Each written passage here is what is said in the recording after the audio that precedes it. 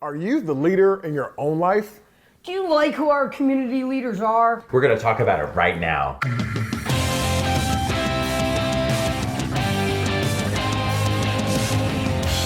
Welcome to the Daily Dose. We are so excited that you've taken this time out of your day to choose you and to spend some time thinking about some things with us that we're going to be very happy to chat with you about.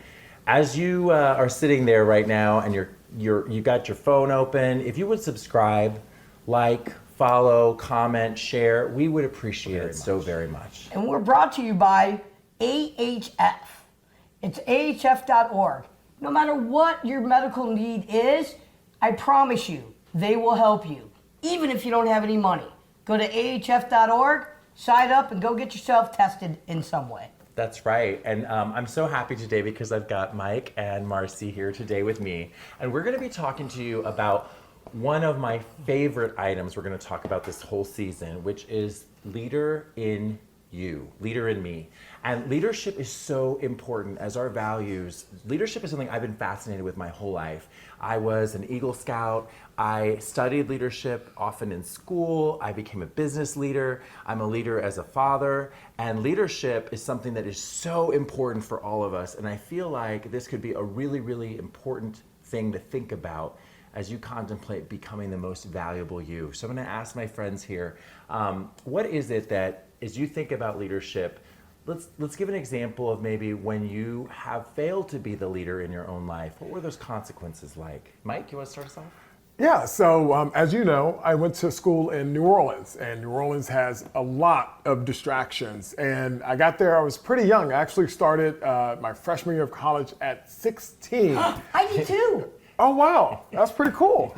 They're both really smart. So as you can imagine, 16 years old in New Orleans by myself, I didn't have the discipline and the leadership in my own life that I probably would have liked to have had. But from that, I do appreciate the experience because it taught me accountability and also what did I want for my life.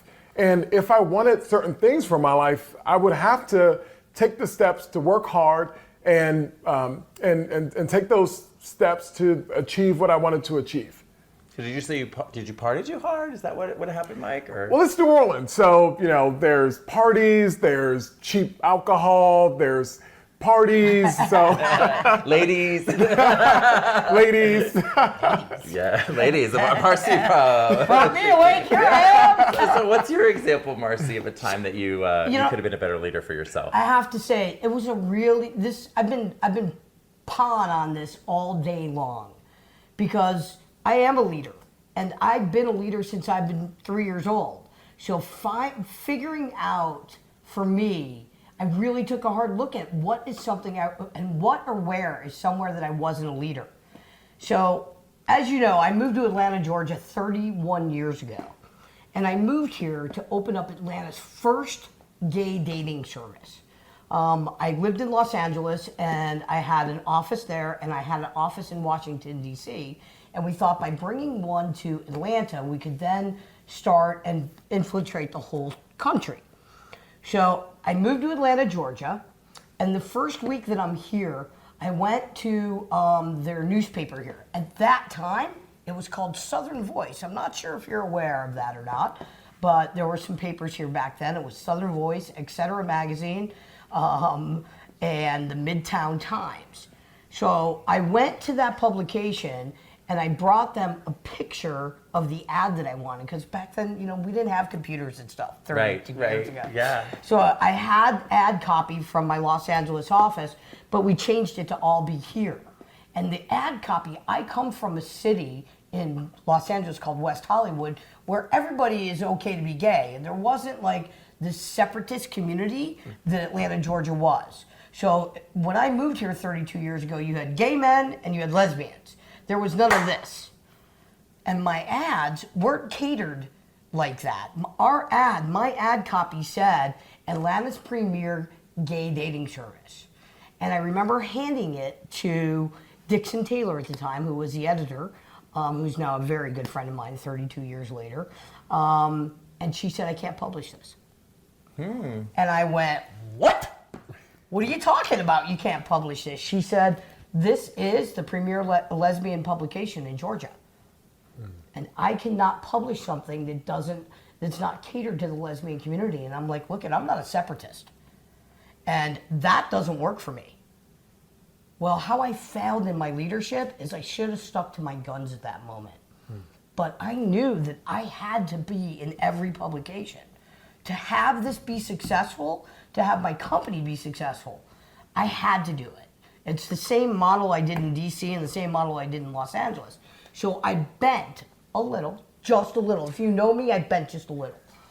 So, and I called it Atlanta's premier LGBTQ dating service. You know, I appreciate that so much. It is one of the things that if you're in the community is that it is an act to really get us to move together. And that's what I'm so proud about the Gaily Dose and having you all join us this season is that really the intention is for us to unite our efforts. And I love that. And I love that you shared that. But you are such a fierce leader. It's great that you had to go find that example. I will tell you all, dolls, and maybe you relate to me if you're listening. I was a young man who was very doubtful of myself. Even though I was a Boy Scout and I did all these things, there were some parts of my life where I just asked all my elders. There's some wisdom in asking your elders, right? You want to ask, your parents, where should I go to college? Where should I go? But I also found myself often asking so many questions because I didn't want to look inside and ask myself. And it wasn't until much later, right, in my life that I realized, oh, I'm the captain of this ship, right? And that's an important thing. As you're listening, you may not be a person that's very confident. That's okay. We're not all born confident. Some of us work on it. But I will tell you that from a leadership perspective, when I started realizing that I was the captain and I really needed to look inside for the answer, that's when I started realizing and moving more into the direction of really being happiest. I'm going to ask you all, when we think about the community, and particularly the gay community or minority communities, do you think that we are more apt to be kind of victims or less leadership roles and let others take the lead? What do you think about that? Yeah, well, again, I folded, right?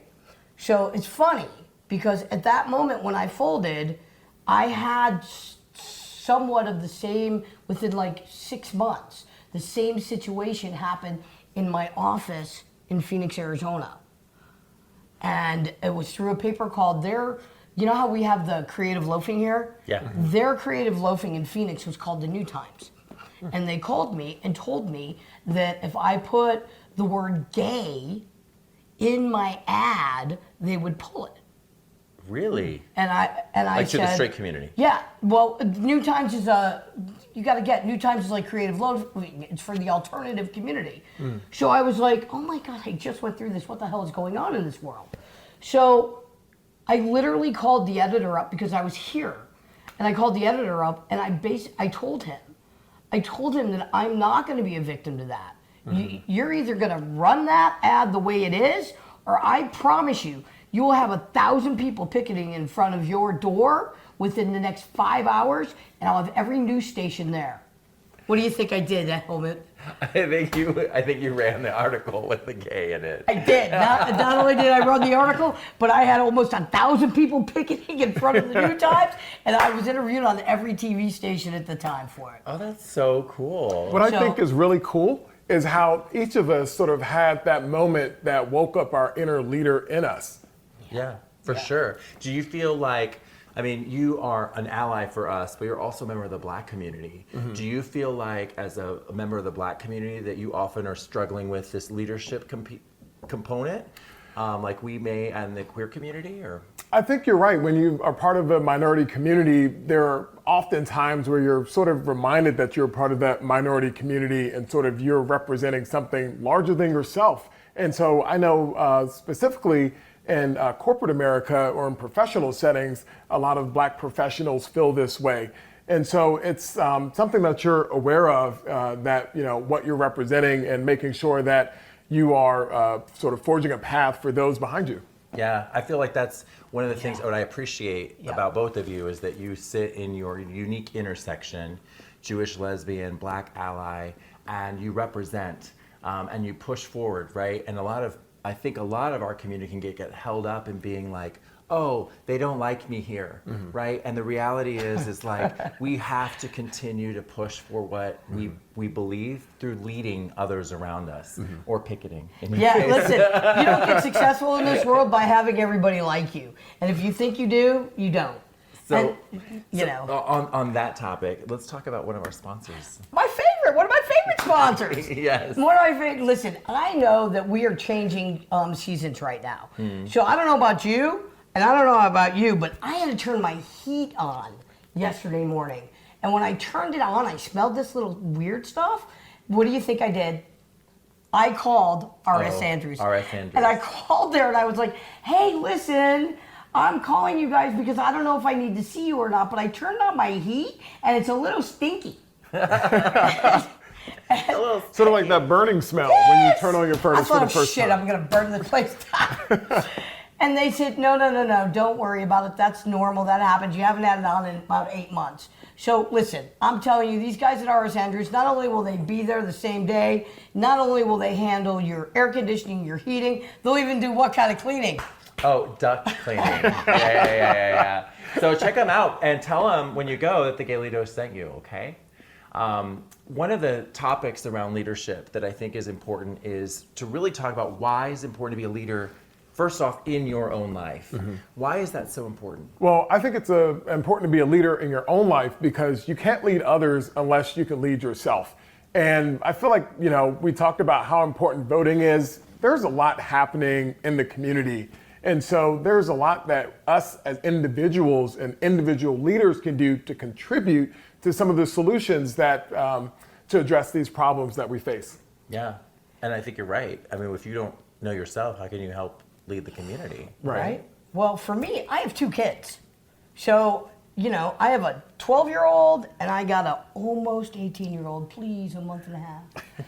And if I don't prove to them every single day that I'm a leader, how do I expect them to lead themselves?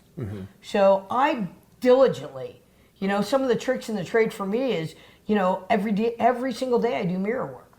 And I talk to the mirror every day. I know that might sound weird, but you know what? It's gotten me this far, so I keep it up. That's cool. And what's mirror? What's that mean? What does it entail? I say I'm strong, I'm confident, I'm a leader. Wow. And I do that for about 30 seconds on each one. I switch it. I first start with strong, then I start with confident, then I do leader, and I run through all 3. It's like a daily affirmation. It is. And you know what? My kids do it too. So That's a good point about being a leader for your kids. And even if you don't have kids, you'd be surprised who looks up to you in a leadership role that you might not even have any idea about. So that's a very good point.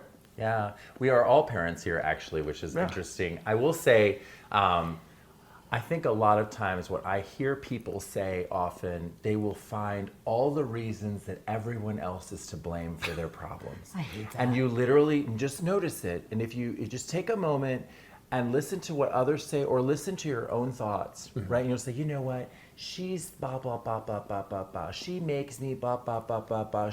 Wait, whoa. What about you in that scenario? And it's really hard to do because it's really a nice place when we blame everyone else. But if you start to go, wait, how am I not handling my boss well?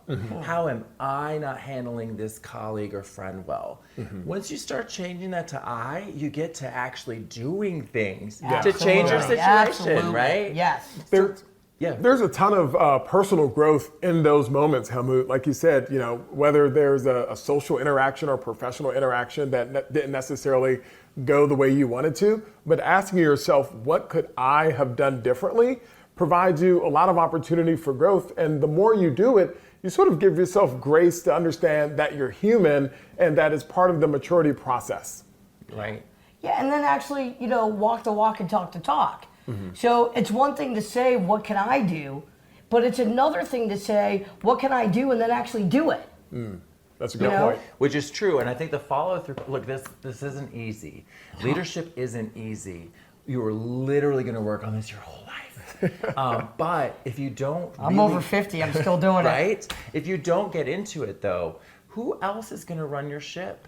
And then when you're going to wind up being docked in a bad place, in an unhappy place in your life, the only way to move it is for you to do the work to move that. And no one likes to hear that sometimes because it's work. It's work. It's work. Any other, so we got daily affirmations, right? We've got looking at solutions, right? Where you're to blame. Any other ideas around how to practically take leadership of your own life? I think accountability and discipline. So having the discipline to do what's necessary, even though, it might be hard. We talked about how difficult it is, but understanding that leadership isn't meant to necessarily be easy, but to be disciplined, to know that it's worth it, that there are those who are looking and counting on your leadership. Yeah, there's a reason why everybody in the world's not a leader, right? Right. There's absolutely a reason for that. Because if everybody was a leader, then who would be following? So, but there is a way that everybody could lead in a way where people could be following and empowering each other. Yeah, I agree. In fact, I think our challenge is to realize that all of us are followers at some points in our lives, in some aspects, and all of us are leaders in some parts of our lives. And it's so important because in actuality, again, there's no one else who's going to captain your life but you. And I do think the one thing you said right now, discipline, it's not a pretty word. It's not a fun word. We don't say like, oh my God, I can't wait to work on my discipline this weekend. But listen, I'm telling you right now, family, if you aren't growing in self-discipline, you're not growing in self-love. And being a leader means being disciplined about yourself. And it's not pretty, it's not sexy. No one's putting that on their Instagram. But the reality is... It is sexy. I disagree with you. Okay, fair enough. It is sexy. There it is. You're right. It is sexy. It doesn't seem to be. When you see people out there, in the club and the things that we do in youth, we often don't realize that there's a lot of hard work underneath the people that look really sexy. Good point. So let's talk about a little bit like level up to leaders in the community.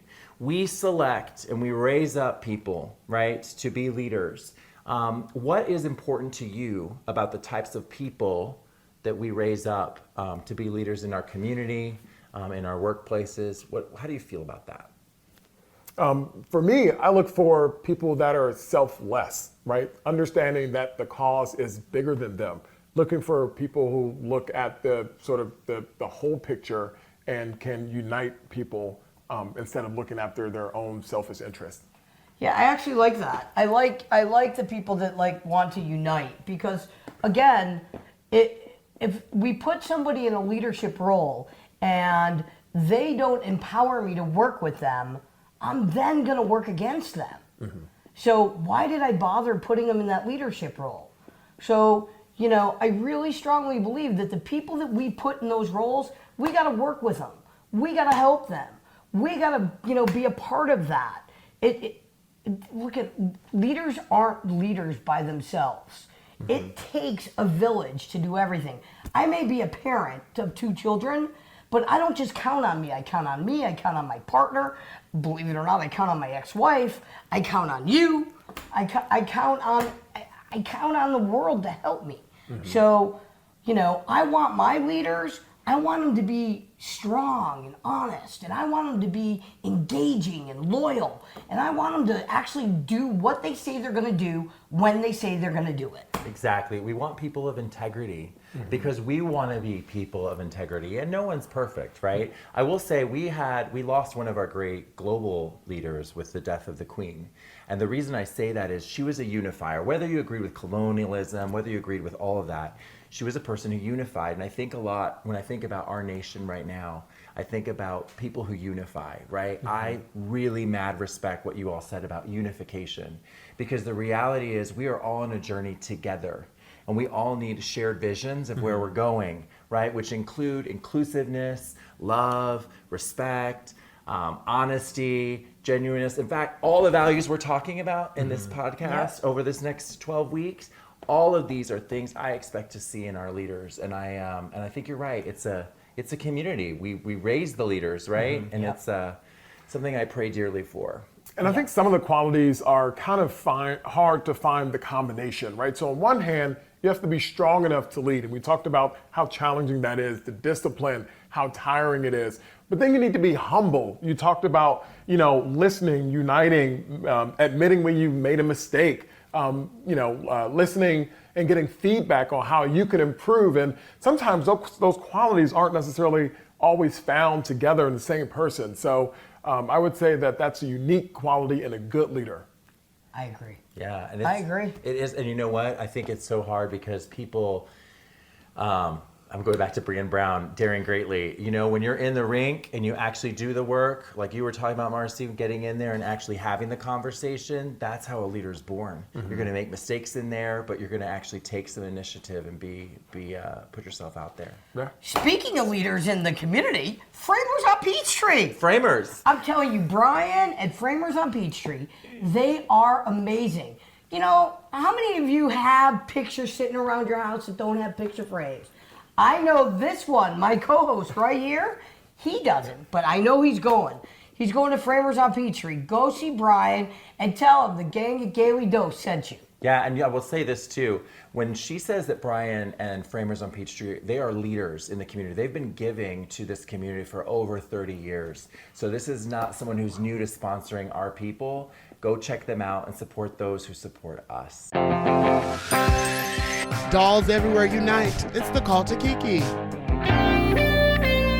This week's Call to Kiki is actually brought to you by Lost and Found Youth. We are very excited because for a long time, we've been talking about Lost and Found Youth from our very first episode with Steve Hightower in season 1.